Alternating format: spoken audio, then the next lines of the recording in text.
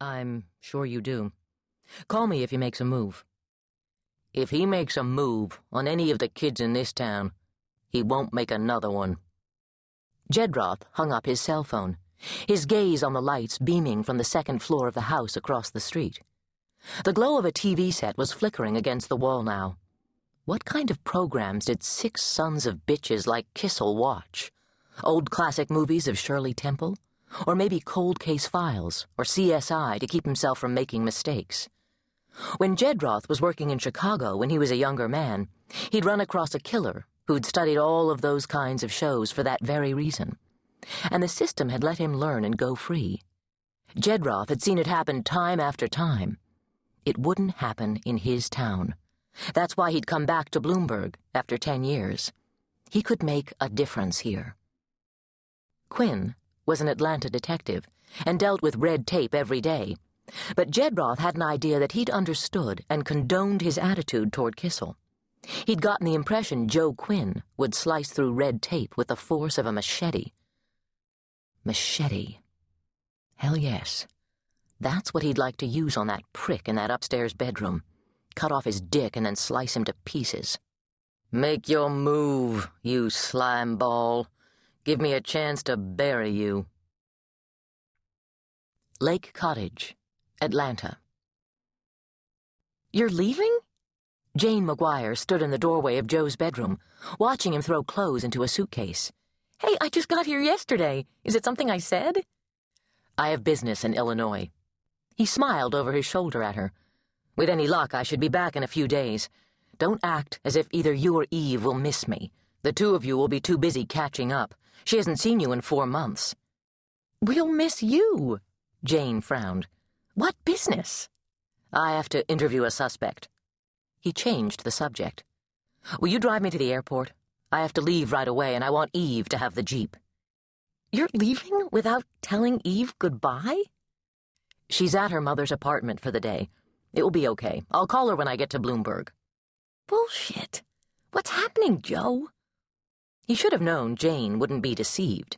His adopted daughter had grown up on the streets, and she was very shrewd. Jane had been with him since she was 10 years old, and could read both him and Eve like the proverbial book. She'd recently graduated from college, and was making a name for herself in the art world. Yet that artistic streak was balanced by toughness. Okay, it will be easier if I don't have to talk to her. I don't want her asking questions. Why not? She stiffened. You found Kissel? I think so. I found Henry Kissel. I tracked him to Bloomberg, Illinois. He's the man who might have killed Bonnie?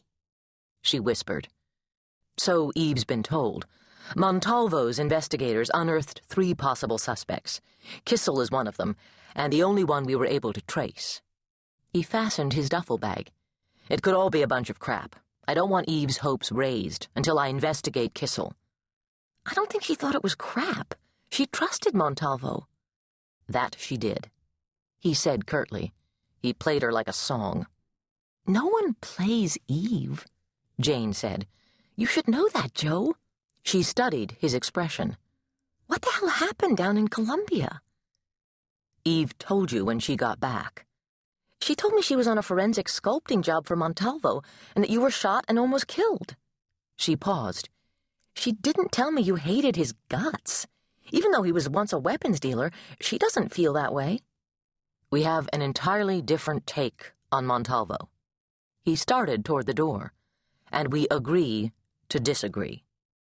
You don't generally disagree on many things. Then this is the exception that proves the rule. Are you taking me to the airport? Of course I am. She stood aside so that he could pass. I need some more answers before you get on that plane. You won't get them. But I can try. She grinned. I've been out of the loop too long because I've been closeted, finishing those paintings for the last show. I should never accepted Eve's story at face value. I had a hunch that there was something brewing.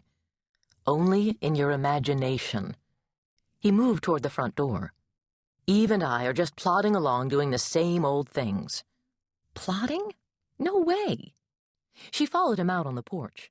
You're streaking out of here to go after Kissel before...